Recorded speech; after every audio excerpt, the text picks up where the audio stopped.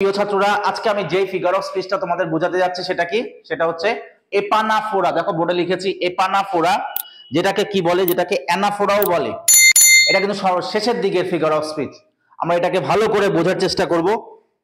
এই এপানাফোরাটাকে আমি তো অনেকগুলো ফিগার অফ স্পিচ বানিয়েছি এবং আপলোডও করেছি। তার মধ্যে একটা হচ্ছে আজকের ফিগার অফ স্পিচটা হচ্ছে এপানাফোরা। আমরা বোঝার চেষ্টা করি এপানাফোরা। এপানাফোরা আরেকটা নাম হচ্ছে অ্যানাফোরা। এটার মানে হচ্ছে গ্রিক ওয়ার্ড ক্যারিং ব্যাক। এটার হচ্ছে যদি বলি ক্যারিং ব্যাক, এটার মানে হচ্ছে ক্যারিং ব্যাক মানে ফিরে আসা, ফিরে আসা, ক্যারিং ব্যাক। এটা হচ্ছে ক্যারেক্টারিস্টিক্স গুলো যদি আমরা লিখি তাহলে কি হবে,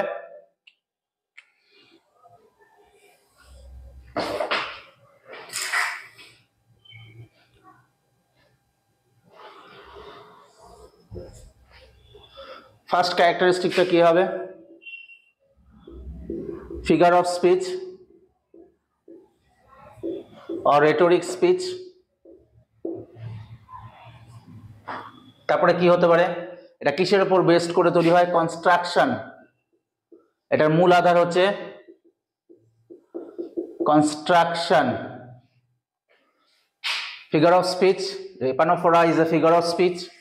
তারপরে কি কনস্ট্রাকশন, এটার মূল আধার হচ্ছে যেরকম হচ্ছে কিছুটা হচ্ছে ডিফারেন্সেস থাকে, সাউন্ড বিভিন্ন জিনিসের উপরে যে গড়ে ওঠে, এটা গড়ে ওঠে হচ্ছে কনস্ট্রাকশনের উপরে। তারপরে কি এটার আরেকটা আসল যেটা হচ্ছে অ্যাকচুয়াল ডেফিনেশনটা কি, এটা থাকে হচ্ছে repetition. Repetition of word or words. Repetition of word or words. এটার আরেকটা নাম কি, কিভাবে ডাকা যায়, অ্যানাফোরা। এটা হচ্ছে কিসের থেকে আসছে, এটার অ্যাকচুয়াল মিনিং কি, ক্যারিং ব্যাক। Carrying back. এপানাফোরাকে যদি আমরা সংক্ষেপে বুঝতে চাই তাহলে কি হবে, ক্যারিং ব্যাক। তো এবার হচ্ছে আমরা কি বুঝবো, এপানাফোরার ডেফিনেশনটা কি, what is an epanaphora or anaphora. Definition কি হবে, epanaphora means the repetition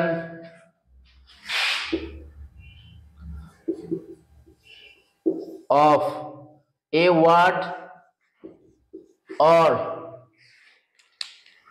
repetition of a word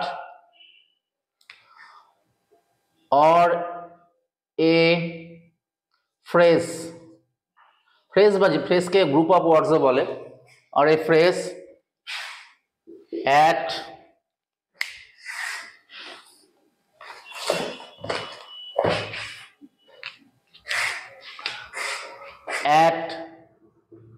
the beginning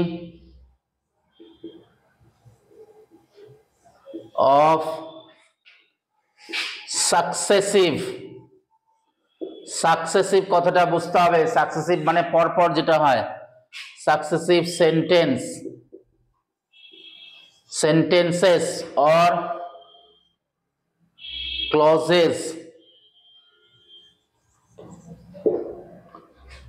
এপানাফোরা means the repetition, tion হবে repetition, repition।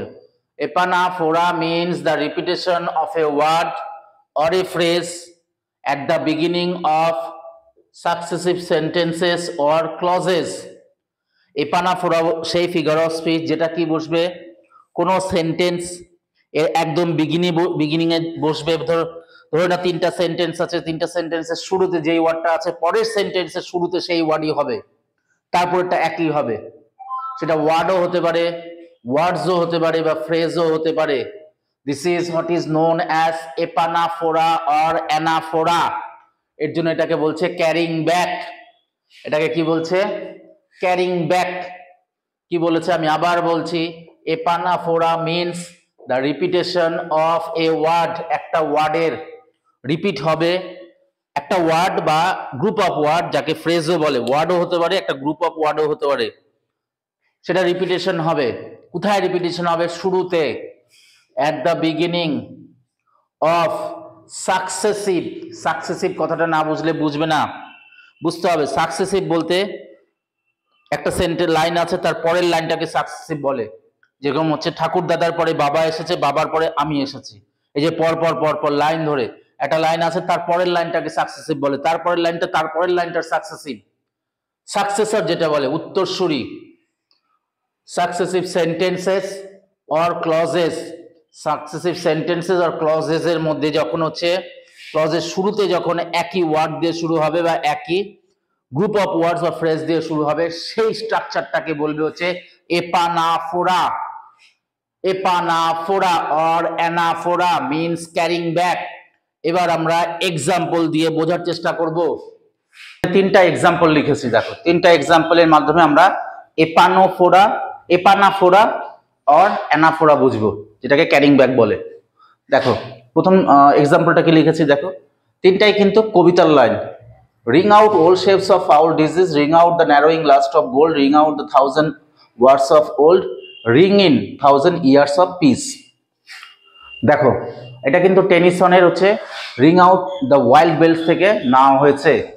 পুরো কবিতাটার যে রেটরিক স্ট্রাকচারটা কি, এই দেখো ring out, ring out, ring out, ring, repetition হয়েছে। দেখো সাকসেসিভ লাইন্স কোনটা, এই যেটা ফার্স্ট লাইন, এটা সেকেন্ড লাইন, এটা এই কবিতাটা কিন্তু পুরো কবিতাটা কিন্তু অনেক বড় আছে, পুরোটাই পুরো কবিতার বিগিনিংটাই হচ্ছে রিং, রিং দিয়ে, রিং শব্দটা দিয়ে।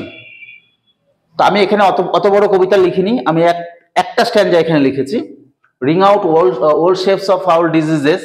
দেখো এই স্ট্যান্ডার ফার্স্ট লাইন এটা, তার সাকসেসিভ লাইন এটা, তার সাকসেসিভ লাইন এটা, তার সাকসেসিভ লাইন এটা।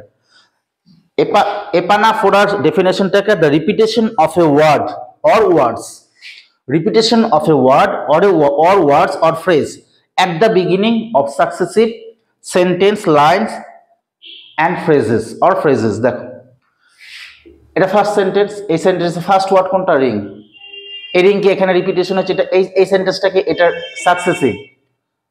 এখানে এই রিং আবার এখানে ব্যবহার হয়েছে আউট, আউট, আউট, তিন জায়গায় আউট আছে, তাহলে পুরো রিংও একটা ওয়ার্ড হলো, বা রিং আউট একটা ওয়ার্ড বা ফ্রেজ হলো। কিন্তু ring out, ring out, ring out, এই তিনটাই একটা ওয়ার্ড। রিং, রিং, রিং কি হয়েছে, রিপিটেড হয়েছে। কোথায়? সাকসেসিভ লাইনে, যেখানেও কিন্তু রিং আছে। তাহলে এই রিং শব্দটা রিপিটেশন হয়েছে কোথায়, এটা লাইন, ফার্স্ট লাইন, তার সাকসেসিভ লাইন কোনগুলো, এটা, এটা, এটা। যখন এই স্ট্রাকচারটা দেখবে তখন কি, তখন এটাকে বলবে হচ্ছে এপানাফোরা। এপানাফোরা বা অ্যানাফোরা, এরকম স্ট্রাকচার দেখলে। আর রিং আউট, এই যে এটা কি হলো, এটা ফ্রেজ হলো বা গ্রুপ অফ ওয়ার্ড হলো। গ্রুপ অফ ওয়ার্ড, শুধু ওয়ার্ড না, গ্রুপ অফ ওয়ার্ডও হতে পারে কিন্তু, word or group of word. Epanaphora consist in the repetition of a word or a group of words, that means a phrase at the beginning of lines, sentences or clauses। এবার দেখো এটা হচ্ছে what the mind is without, গীতাঞ্জলির একটা কবিতা আছে, সেই কবিতা থেকে নেওয়া হয়েছে, কবিতার নাম what the mind is without fear.